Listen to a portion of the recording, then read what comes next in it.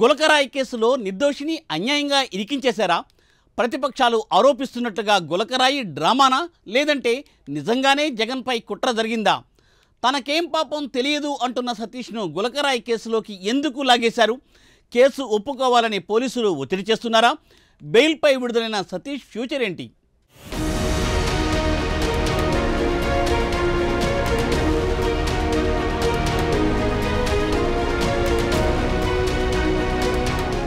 CM జగన్పై గులకరాయి దాడి కేసులో పోలీసులు అరెస్ట్ చేసిన వేముల సతీష్ కుమార్ ఆదివారం నెల్లూరు సెంట్రల్ జైలు నుంచి విడుదలయ్యారు. ఈ కేసులో డిఫెన్స్ లాయర్గా ఉన్న అబ్దుల్ సలీం జైలు వద్దకు చేరుకుని బెయిల్ పత్రాలను అధికారులకు అందించారు. ఆ తర్వాత సతీష్ను జైలు నుంచి విడుదల చేశారు. జైలు నుంచి బయటకు వచ్చిన సతీష్ మీడియాతో మాట్లాడారు. సీఎంపై దాడి జరిగిన విషయమే తనకు తెలియదని, 300 రూపాయలు ఇస్తామంటే కొద్దిసేపు సీఎం పర్యటనకు వెళ్లి అక్కడి నుంచి ఇంటికి వచ్చేశామని తెలిపారు. ఇంటిలో నిద్రపోతున్న తనను లేపి గంజాయి తాగావంటూ ఏవేవో మాటలు తన తల్లిదండ్రులకు చెప్పి తనను బయటకు తీసుకువెళ్లారని చెప్పారు సతీష్. ఎక్కడెక్కడికో తీసుకువెళ్లి తుపాకీ గురిపెట్టి కేసు ఒప్పుకోవాలని పోలీసులు బెదిరించారని, 2 లక్షలు ఇస్తాం కేసు ఒప్పుకోవాలని ఆశ పెట్టారని, దాడి చేసిన వారిని పట్టుకోకుండా పనులు చేసుకునే తమను పట్టుకుంటే ఏం చేయగలమంటూ సతీష్ ఆవేదన వ్యక్తం చేశారు. కోడికత్తి కేసులాగా తన కుమారుడు ఏళ్ల తరబడి జైలులోనే మగ్గిపోతాడేమో అని కుంగిపోయిన సతీష్ తల్లిదండ్రులు కుమారుడు బెయిల్పై విడుదల కావడం చూసి ఆనందంతో సతీష్ను హత్తుకున్నారు.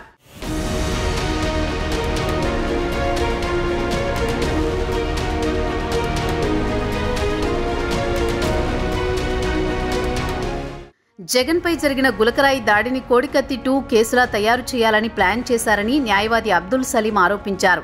కానీ అది కుదరలేదన్నారు. జైలు వద్ద ఆయన విలేకరులతో మాట్లాడారు. ఈ కేసులో ముద్దాయికి వ్యతిరేకంగా ఎలాంటి సాక్ష్యాలను పోలీసులు కోర్టుకు అందించలేదన్నారు. బెయిల్ వచ్చిన తర్వాత కూడా పోలీసులు బెయిల్ రద్దు చేయాలని హైకోర్టుకు వెళ్లారని తెలిపారు. అయితే అక్కడ పిటిషన్ను రద్దు చేశారని సలీం పేర్కొన్నారు. ఈ కేసులో పోలీసుల వద్ద గులకరాయి లేదు, క్యాట్ బాల్ లేదు, అన్నీ కూడా పోలీసులు ఊహించి పెట్టుకున్నవేనని చెప్పారు. అత్యంత బాధాకరమైన విషయమేమిటంటే గులకరాయి కేసులో సీఎం జగన్ విక్టిమ్ నెంబర్ 1గా ఉన్నారని, ఆయన పోలీస్ స్టేషన్కు వచ్చి వాంగ్మూలం ఇవ్వాల్సి ఉందని, సీన్ ఆఫ్ అఫెన్స్ జరిగిన ప్రాంతానికి వచ్చి ఎలా జరిగిందో పోలీసులకు వివరించాల్సి ఉందని సలీం అన్నారు. అయితే అలాంటివేమీ జరగలేదన్నారు. ఈ అంశాలను కోర్టు దృష్టికి తీసుకువెళ్లామని పేర్కొన్నారు.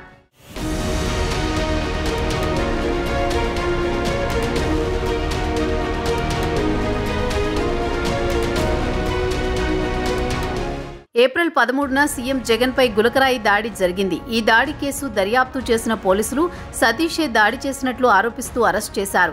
బెయిల్పై బయటకు వచ్చిన సతీష్ ఈ కేసుతో తనకు ఎలాంటి సంబంధం లేదని కన్నీరు మున్నీరయ్యారు. పోలీసులే కేసు ఒప్పుకోవాలని రివాల్వర్తో తనను భయపెట్టారని సతీష్ ఆరోపించారు. తనకు 2 లక్షలు ఇస్తామని గన్ పెట్టి పోలీసులు బెదిరించినా తాను కేసు ఒప్పుకోలేదన్నారు. కాగా ముఖ్యమంత్రి జగన్పై రాయి విసిరిన కేసులో నిందితుడిని ఏప్రిల్ 18వ తేదీన అరెస్ట్ చేసినట్లు చూపించారు. అజిత్ సింగ్ నగర్ వడ్డెర కాలనీకి చెందిన వేముల సతీష్ని నిందితుడిగా తేల్చారు. అయితే A1గా సతీష్ను చూపించిన పోలీసులు A2 ప్రోద్బలంతో జగన్పైకి రాయి విసిరాడని చెబుతున్నారు. కానీ అలా ప్రోత్సహించిన వ్యక్తి ఎవరన్నది మాత్రం తేల్చకుండానే కోర్టుకు రిమాండ్ రిపోర్ట్ సమర్పించారు.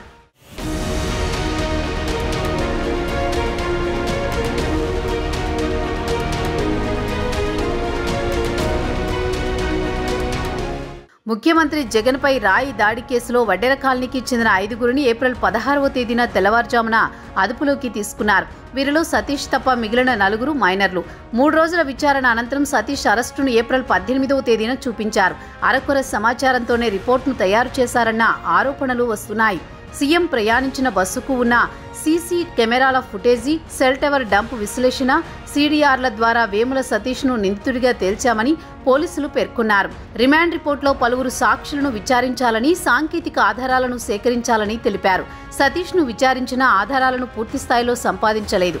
అనంతరం బెయిల్ మంజూరు చేయాలంటూ నిందితుడు వేముల సతీష్ పిటిషన్ దాఖలు చేశాడు. తాజాగా మే 28వ తేదీన విజయవాడ కోర్టు సతీష్కు కండిషనల్ బెయిల్ మంజూరు చేసింది. తాజాగా సతీష్ బెయిల్ మీద విడుదలయ్యాడు.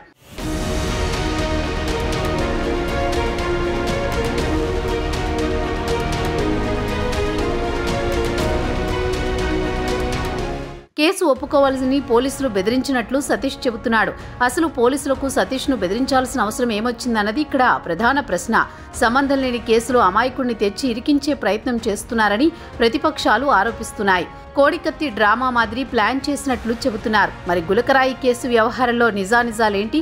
అది నిజంగా కుట్రపూరితంగా జరిగిన సంఘటన, లేదంటే ప్రతిపక్షాలు ఆరోపిస్తున్నట్లు డ్రామా నాన్నది మాత్రం కోర్టు విచారణలోనే తేలనుంది. చూడాలి మరి గులకరాయి కేసు విషయంలో ఏం తేలబోతుందో అన్నది.